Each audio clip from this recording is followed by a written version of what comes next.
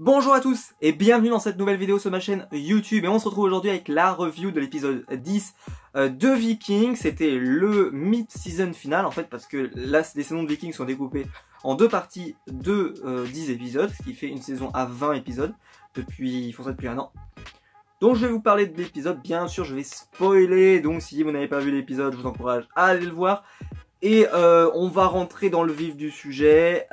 C'est vrai que j'ai pas du tout aimé cet épisode. Je vais pas faire dans la dentelle. Je l'ai pas aimé. J'ai trouvé qu'il y avait énormément de trucs qui vont pas. Donc voilà, c'est-à-dire qu'à un moment donné, même mon cerveau a décroché. C'est-à-dire que j'étais plus capable. Voilà, le seul élément qui était vraiment intéressant, c'est ce qui se passait avec Floki. J'ai trouvé ça pas mal. C'est pour dire. Parce que le reste était assez affligeant. Et pourtant l'épisode commence pas mal. Franchement l'épisode commence pas mal et ça s'est effondré de minute en minute. Le temps m'a paru interminable jusqu'à qu'on en arrive à cette résolution assez décevante sur le total. Bref, toutes ces intrigues, tous ces épisodes pour en arriver potentiellement à ça, j'étais un peu déçu. En tout cas, nous on se retrouve tout de suite après le générique pour parler de l'épisode.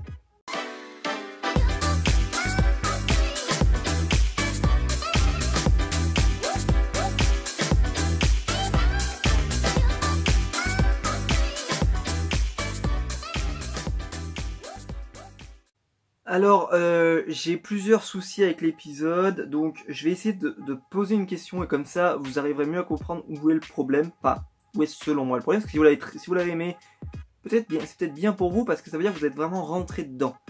Moi, je pense que c'était pas assez cohérent pour que je rentre dedans. C'est-à-dire que j'ai besoin d'une écriture, d'un épisode qui va d'un début à une fin, avec des étapes, et qu'on me raconte une histoire. Là, on m'a rien raconté, on m'a saucissonné l'histoire par duel sans te raconter une histoire globale de bataille, ce qui fait que moi personnellement je vous pose la question, je n'ai pas senti l'épique à aucun moment. Je l'ai revu, c'est-à-dire que je l'ai vu 2 fois pour être sûr, parce que je me dis peut-être que je l'ai mal vu ou etc. Il n'y a pas d'épique dans l'épisode, jamais, jamais. Tous les vous avez parfois un peu d'émotion, particulièrement avec Astrid par exemple, mais même encore ça c'était raté, mais parce que pour plein de raisons, mais j'en reviendrai après. Mais il n'y a pas eu l'épique. C'est la bataille. Il y en avait eu dans l'épisode 8 que j'avais beaucoup aimé. Il y avait vraiment eu beaucoup de testostérone. Il y avait eu surtout de l'épique, c'est-à-dire des vraies batailles. On avait envie de savoir ce qui arrivait au personnage. D'ailleurs, la gestion des personnages dans cet épisode-là, l'épisode 8, était très bonne. Dans la bataille rangée, on avait vraiment un développement de personnage au milieu de la bataille. Ce qui fait que la bataille était... On n'avait pas besoin de faire des micro-duels dedans, on pouvait faire une bataille générale et développer les personnages au sein de cette bataille. Là, au contraire, le réal a décidé, ce qui pour moi est un vrai problème, quand on est dans une bataille qui doit être la bataille qui, d'après le voyant, était la bataille qui allait quasiment causer le Ragnarok, si on pourrait composer comme ça, par rapport à la dynastie viking, c'est-à-dire qui allait éradiquer quasiment toute la dynastie viking, qui allait vraiment être un cataclysme. Au final, le cataclysme, on le voit pas, je suis désolé, j'ai revu la fin, on le voit pas. Il y a un seul et unique plan où la caméra se lève et on voit l'étendue, on voit l'immensité du combat, mais c'est tout, sinon on voit jamais rien. Donc c'était hyper décevant, pour ceux qui aiment ce genre de choses, c'était hyper décevant, et surtout que moi j'avais besoin de vibrer, j'avais besoin d'épique. On m'avait trop déçu dans les batailles précédentes, à part à l'épisode 8, mais sinon on m'avait trop déçu, on n'avait pas raconté de choses, les stratégies étaient pourraves. Là c'était une bataille rangée, pas besoin de stratégie, on tabasse. Et ben ils ont réussi à me la chier parce que il y a eu plusieurs moments où je me suis dit, mais ça raconte quoi?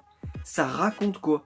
Vous avez les différents duels, alors là, qui vont me dire, ça a permis d'insister encore un petit peu sur la relation entre tel personnage et tel personnage, tel personnage et tel personnage. Bref, franchement, c'est pas suffisant. C'est pas suffisant pour moi, je suis désolé. Si ça vous suffit, ok, franchement, tant mieux pour vous, parce que pour moi, c'est pas suffisant. Des duels comme ça, depuis quand on ne peut pas les faire en plein milieu de la bataille? Depuis quand la caméra, quand elle se pose dans la bataille, on est obligé d'enlever tout ce qu'il y a autour, et s'intéresser qu'aux deux personnages. C'est illogique, illogique par rapport à la force de la bataille que tu veux donner. Ça aurait été bien plus intéressant que justement il y ait Astrid et Lagertha qui se regardent en plein milieu de la bataille en train de combattre, etc. Ça ne se produit pas. Elle rencontre Astrid, elle est toute seule dans la prairie, elle n'est pas mise en contexte, il n'y a pas de mise en contexte dans la bataille. Ensuite, elle la transperce, très bien, émotion si vous voulez, mais encore c'est pas beaucoup, et surtout ça pose un problème que je reviendrai après. Mais donc là, elle la transperce, et là d'un coup on revient sur le champ de bataille. Donc ça veut dire qu'on n'implante pas ça vraiment dans un contexte, on le sort vraiment du contexte de la bataille. La seule bataille qui a été vraiment dans son contexte, c'est Ubbe et Vivcercle. Ubbe et Vivcercle, ils étaient au sein de la bataille. Ça c'était sympa parce que justement on a vu les deux se croiser et Ubbe ne pas réussir à faire à aller jusqu'au bout, ce que je m'y attendais déjà pas mal. Voilà, et c'est plutôt bien. J'ai trouvé ça voilà un peu décevant sur ce côté-là. La bataille est très décevante. Par contre, j'ai adoré le premier plan de l'épisode. Le premier plan, j'ai trouvé magnifique, et puis magique, et puis ça racontait quelque chose, je trouvais que c'était très très beau. Quand il y a le roi Harald et son frère Halfdan qui chantent tous les deux. Ah ça c'était génial, ça raconte quelque chose, la question des frères, elle a pas besoin, il n'y a pas besoin que les deux ils se rencontrent pour un pourparler, non. C'est les deux, ils chantent et on comprend la relation de frères et on comprend que il y en a forcément un des deux qui va mourir, on le sent. Bref, j'ai trouvé ça génial. Franchement, en termes d'écriture, à ce moment-là, je me suis dit, ah, on part très bien, on est en train de bien préparer les différents personnages. Ensuite, bon, toujours le même problème dans les séries télé, c'est que quand il y a un personnage qui raconte trop de choses, il meurt, c'est toujours comme ça. Donc par exemple, Halfdan, il a commencé à déballer tout son sac, tu sais qu'il va décéder. Alors que par exemple, Astrid et le roi Harald, eux, ils avaient toujours pas lancé le truc comme quoi elle avait été violée. Donc je me suis dit, bon, c'est plutôt bon signe, ça veut dire que ni Harald ni Astrid vont mourir. Même si pourtant pour moi, je sentais mal pour les deux. Mais en tout cas, je me suis dit, bon, tant qu'on sait pas qu'elle a été violée, on peut pas la tuer. Parce que sinon, quel est l'intérêt? Et au final, ils ont buté Astrid. Et je repose la question, c'est ça le problème dont j'évoquais tout à l'heure. Ils la butent. Bah, ça servait à quoi de la violer? Franchement, à part faire une scène badass, etc. et puis qui choque, etc. je vois pas l'intérêt dans le scénar, etc. Aucun intérêt. Bref, c'est-à-dire qu'on a perdu du temps. On a perdu beaucoup de temps cette saison. Le truc sur toute la saga avec Björn n'a pas donné grand-chose. Le combat en Angleterre a pas donné grand-chose. Bref, il y a beaucoup de temps qu'on a perdu pour rien. C'est parce qu'au final, les conséquences, on aurait pu... et pourtant, on a avancé vachement vite. Mais on avançait vachement vite en développant que dalle. Donc au final, c'est Osef, on l'oublie, on en a rien à foutre. Je l'avais dit au sujet de Björn. Par exemple, Björn... qui était pour moi, donc, avait une immunité, parce que Björn, il fallait qu'il retourne en Méditerranée, donc on était sûr qu'il n'allait pas mourir. Or c'est très bien, c'est très cool, j'adore Björn. Heureusement, dans l'épisode, il a jamais été mis en danger. Tant mieux, parce que comme ça n'a pas mis de doute, est-ce que Björn va survivre? Est-ce que Björn ne va pas survivre? Non, voilà, vu qu'il allait, j'étais sûr qu'il allait survivre, comme ça au moins lui, c'était pas grave. Mais par contre, par exemple, Harald, il y avait vraiment une énorme possibilité qu'il meure, énorme, quand je dis énorme, c'était énorme. Il tue Halfdan, puis ensuite derrière, moi je pensais que ça allait développer d'autres choses. Et en fait, disparaît de la bataille. Derrière, hop, il est sorti du... hop, on l'a plus vu. Tu fais putain mais c'est pas possible. C'est quand même un roi important, un personnage important, on l'a plus vu. Pareil pour l'évêque. Hop, on l'a vu au début, il discute avec Lagertha, scène sa patoche, on sent qu'ils se kiffent tous les deux, bref, voilà. Là j'ai senti que Lagertha, je me suis demandé si elle allait pas mourir. Parce que elle aussi, elle commençait à dire oh, baiser d'adieu, et je trouvais qu'ils en faisaient vachement trop. Parce que des fois ils en font peu, et on sent qu'ils vont mourir, mais là ils en faisaient beaucoup trop. Donc j'ai dit tiens, l'autre il lui dit non, je suis sûr que tu vas survivre, etc. Et puis au final, bon, elle survit. Donc ben voilà, moi je pensais qu'elle allait y rester, hein, vraiment. Très surpris. Donc après on a eu la mort donc, de Halfdan. Plutôt sympa aussi sur le principe, voilà, mais rapide. Alors après j'ai trouvé que par contre la discussion entre les deux après qu'il lui ait planté l'épée était pas mal. C'est genre je vais te retrouver au Valhalla. C'est pas contre toi, c'était pas contre mon frère ou quoi que ce soit, c'est que bah, simplement à un moment donné il a fallu que je fasse un choix et moi je veux devenir roi et t'es sur mon chemin et t'as pas su te retirer au moment où il fallait donc bah je suis obligé de le faire. Bref j'ai trouvé ça assez sympa mais sans plus, voilà, sans plus. L'émotion, elle était moyennement là. ça a été vite expédié. Ça a dû durer 3-4 minutes. Hop, on passe à autre chose. De toute façon, c'était 3 quarts des scènes comme ça où on est vite passé à autre chose.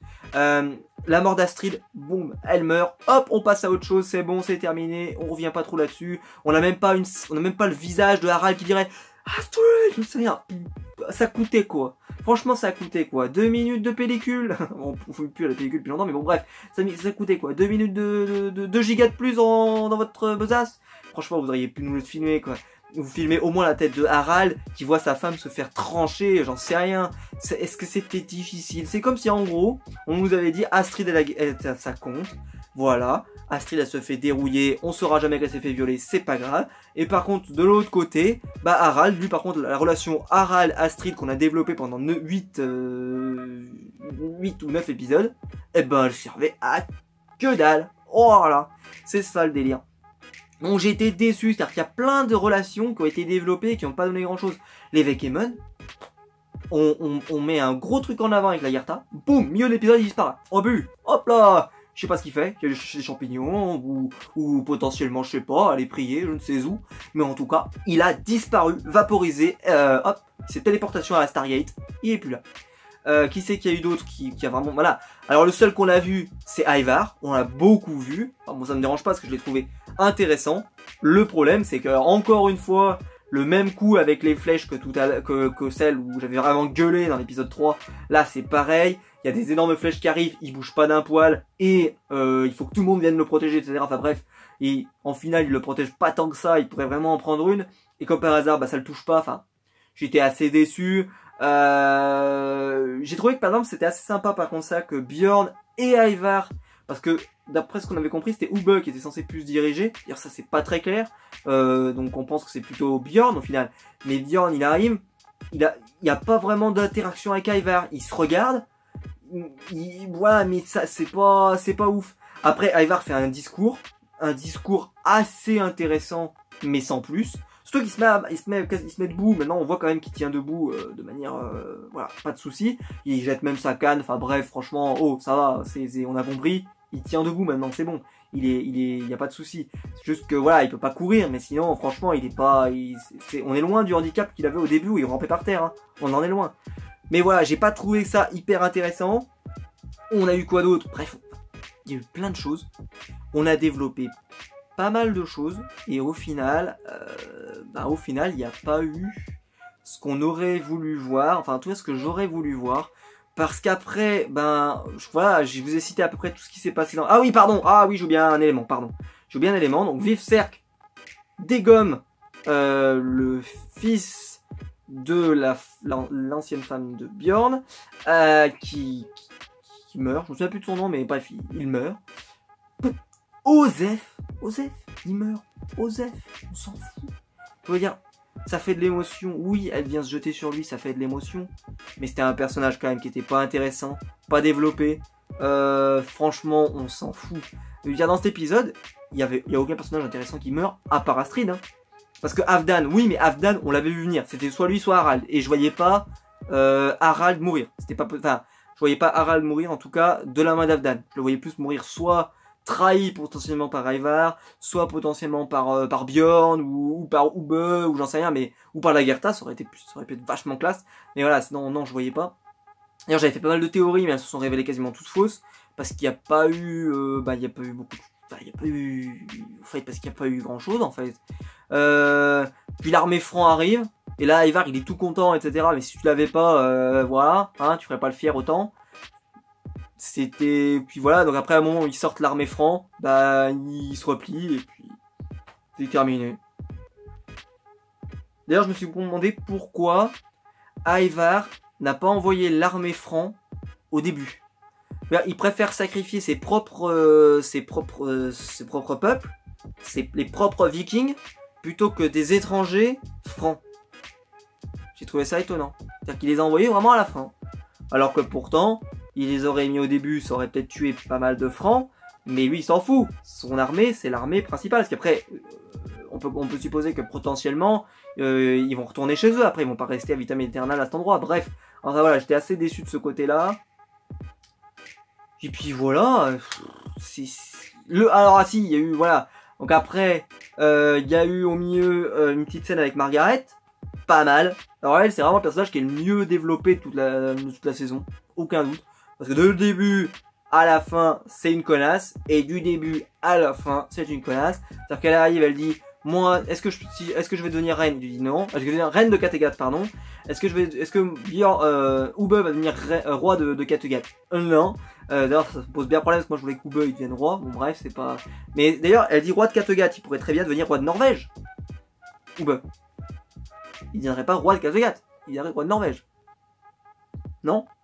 Voilà, je vous laisse réfléchir avec ça. Et puis voilà. Mais bon, au final, elle les tue pas. Bon, franchement, j'y ai cru. Ça, c'était le meilleur passage, c'était la fin. J'y ai cru parce que alors là, je me suis dit, Torvi, ah, tu vas nous... Allez, là, t'as l'air chaude, t'as l'air prête, allez, vas-y. Et puis au final, non. Voilà, mais j'étais à ça de me dire, ah, Margaret, ça y est, peut-être qu'elle est allée un peu loin cette fois-ci. Voilà, mais je me suis dit, franchement, elle aurait pas pris le risque de les tuer maintenant, alors qu'ils vont revenir, machin, c'est son suicide assuré, enfin, sans savoir vraiment le résultat de la bataille, sans... Je la voyais pas aussi suicidaire dans son style. Et alors après, voilà, il y a eu... Là, par contre, le personnage ne m'attendait pas à sa mort, mais il est Osef. Là, c'est la nouvelle femme de Bjorn. Elle meurt. Bah voilà. Combien on a eu de développement? 3 épisodes? Peut-être même pas. Et elle meurt. Et puis c'est terminé. On rentre chez nous. On plie bagage. Et puis voilà. Franchement, c'est terrible. Enfin, je veux dire, ils ont tué que des personnages. Franchement, Osef. Bref, voilà. C'était pas intéressant cette bataille. Elle était nulle. Et alors, ça se termine avec Rollo qui revient. À voir ce que ça va donner. Est-ce que par exemple, on le sait, il veut absolument que Bjorn survive. Donc on peut supposer qu'il va faire en sorte que Bjorn survive. Mais c'est un quelqu'un qui était amoureux de la Lagertha, faut le savoir. Maintenant, bon, il y a une autre femme. Donc je pense que il va peut-être pas forcément être tendre toujours avec la Lagertha à vitam aeternam. Donc j'ai plus peur pour la Lagertha qu'elle ne survive pas. Par contre, voilà, je pense que dans les accords, Bjorn va s'en sortir. Il va peut-être mettre en place quelque chose avec Ube ou j'en sais rien parce qu'il voudrait pas que Ube soit désavantagé, j'en sais rien. Il y a moyen que ça soit intéressant son arrivée, surtout voilà en termes de théorie. Je pense que ça va remettre un peu les cartes. Parce que Bjorn, on le sait, il veut découvrir la Méditerranée, c'est son objectif, il veut vraiment se balader. Donc lui, il est un peu hors course vers le trône. Par contre, voilà, est-ce qu'il va mettre directement Ivar? Est-ce que justement il va peut-être mettre Harald? Ça serait vraiment la grosse surprise. Est-ce qu'il va mettre en disant aucun de vous n'est capable de diriger ou j'en sais rien. Enfin, ça pourrait être assez cool parce que bah là, grâce à l'armée franc, ils ont gagné. Donc Rollo, il a un poids considérable. Là, il a un poids considérable. Donc je pense qu'il va vraiment, il va en imposer et c'est lui qui va peut-être prendre des décisions. Et Ivar va devoir, ça va le calmer un peu. C'est très bien. D'ailleurs, c'est plutôt cool ça comme nouvelle parce que ça va le calmer. Voilà. Voilà, mais c'est vrai que ça racontait pas grand chose. Et puis voilà, cette façon de tourner, vous avez que dans la bataille, mais vous avez à chaque fois la caméra qui se pose et on enlève la bataille et on se bat dans une prairie. Moi, ça m'a cassé les couilles. Ça m'a vraiment, mais brisé. Parce que à force, c'était inintéressant. Et on va terminer donc avec la partie qui m'a un peu plus plu. C'est celle avec Floki. Parce que bah je m'y attendais pas. Hein, cet abruti il va se suicider, bordel de merde. Parce que alors là ça m'a coupé les jambes. J'espère que celui qui est joué par Edge, qui est un peu le croyant, va lui en dissuader. Parce que Floki qui mourrait en sacrifice, ça serait décevant. Ça serait vraiment décevant. Surtout qu'il a nommé comme chef un gars qui bah c'est le pire ordure, qui a en plus tué derrière, enfin je vois pas l'intérêt, c'est-à-dire qu'avec sa mort ça résoudra pas le problème. Je comprends pas. Je comprends pas. Floki, là en suicidant, tout simplement, bah la communauté, elle va continuer dans ses défauts, etc. Hein, elle va pas l'attendre. Bref, je suis hyper déçu. Voilà de ça parce que j'ai peur que ça soit vrai. Mais voilà, il se passe pas grand chose. Voilà, on apprend juste qu'il va parce qu'en fait, il avait essayé un peu de remettre de l'ordre. Il a essayé de proposer une solution. Ça n'a pas marché. La haine gagne toujours. Le côté combat gagne toujours. Donc voilà, est-ce que c'est aussi que Floki se sent plus à sa place dans ce monde? Puis surtout, moi, ce que j'ai du mal à croire, c'est que dans la deuxième partie de la saison, on va perdre et la Lagertha et Floki. ça fait beaucoup quand même. Ça fait beaucoup. Dans le dernier casting, il resterait plus que Rollo, quoi. Et le voyant, potentiellement. Mais voilà, le voyant, on s'en fout. Donc, et Rollo, il va pas rester hyper longtemps. Donc, je serais surpris qu'on éradique complètement l'ancienne génération en une saison. Je trouverais ça surprenant. On va voir. Mais c'est vrai que je suis assez mitigé aussi là-dessus. Bref. Comme vous l'avez entendu, donc voilà, c'est un épisode que j'ai pas forcément aimé. Même si j'ai toujours envie de voir la suite. Parce que, comme je l'ai dit, je suis vraiment attaché aux différents personnages, c'est-à-dire Bjorn, Ube, Ivar. Même si Ivar me casse un petit peu les couilles, mais bon, je suis toujours attaché. Lagertha, Visser, je l'aime moyennement, mais en tout cas, il a des questionnements qui sont assez intéressants. Aemon, qui est super intéressant. Floki, bref, c'est vachement cool. Et puis, on a les premiers pas, si je ne m'abuse, de Alfred en tant que roi. Voilà, j'attends de voir un petit peu plus parce que là, l'épisode, c'était pas le but. Mais non, je suis même pas sûr qu'on ait vu Alfred. Oui, non, peut-être pas, c'était dans l'épisode précédent, je ne sais plus. Alors, en tout cas, bref, en tout cas, on n'en a pas appris beaucoup plus, donc voilà, ça, j'en parlerai plus après. On le sait, Alfred et Ivar vont s'affronter normalement dans la suite, parce que c'est ce qui est prévu en termes d'histoire et en termes dans l'histoire. Donc je pense que voilà, les deux vont s'affronter. À savoir, est-ce que Ivar pour affronter ce gars-là sera roi de Kattegat ou non? Ou est-ce qu'il sera juste un voyageur comme Ube ou un général? Ou est-ce qu'il va juste essayer de faire un royaume en Angleterre? On va voir. Pour l'instant, c'est pas encore décidé. Et je pense que c'est intéressant ce qui est développé, mais pas assez pour que moi je m'y intéresse. Et surtout, voilà. Pour un épisode final, il n'y a pas eu d'épique. Il y a le drame, on l'a eu très peu, à part avec Astrid, sinon on l'a eu très peu. Astrid qui vient se planter quasiment sur l'épée de Lagertha, c'était pas une mort vraiment intéressante, j'ai pas trouvé ça ouf. Bref, dommage, voilà, dommage. Je pense qu'il y avait moyen de faire 100 ou 200 fois mieux avec les mêmes personnages, les mêmes intrigues, mais de rendre ça vraiment épique. Et ça n'a pas été le cas. Le roi Harald et Halfdan, bah, ça a été expédié. Bref, tout a été expédié. C'est dommage. Voilà, c'est dommage. N'hésitez pas à me dire, vous, ce que vous en avez pensé en commentaire. Parce que ça m'intéresse. Parce que, bah voilà, vous pouvez avoir un avis différent du mien. Et peut-être que vous avez adoré l'épisode. Mais moi, c'est vrai que j'ai pas du tout aimé. J'ai trouvé ça très ennuyant. Et j'ai pas trouvé que ça racontait énormément de choses. Et qu'à la fin, bah, quand vous regardez l'épisode, on voit qu'il s'est pas passé énormément de choses, c'était pas dingue. Voilà, la femme de Bjorn, elle est morte, bon bah très bien, mais c'était un personnage Joseph, on s'en fout. Astrid, alors oui, c'était impactant, mais sauf qu'Astrid, elle a pas révélé les différentes intrigues qu'elle avait. Donc elle meurt, mais elle meurt sans vraiment avoir que son personnage est vraiment abouti, quoi. Voilà, je trouve ça dommage. Donc voilà, donc n'hésitez pas donc à commenter pour dire ce que vous avez pensé justement de ces choses scénaristiques un peu étonnantes selon moi. Et voilà, n'hésitez pas à mettre un pouce bleu à la vidéo, c'est ce qu'il y a de plus de ta chaîne, et à vous abonner si vous ne voulez pas rater les prochaines vidéos. Et nous on se retrouve très vite pour une prochaine vidéo. J'ai plein de choses qui arrivent sur la chaîne comme d'habitude, pas mal d'unboxing et voilà, je sais pas, pour l'instant il n'y a pas d'autres séries qui me font rêver pour vous en parler. J'avais fait, pour ceux qui l'ont raté, un premier épisode, j'ai parlé du premier épisode de Black Lightning, série que je vous conseille. En tout cas que je vous ai fait un avis, et aussi sur la peut-être potentiel spin-off de Supernatural. Donc si vous n'avez pas vu ces vidéos, je vous encourage à aller les voir. Et en tout cas, nous on se retrouve très vite pour une prochaine vidéo. Ciao!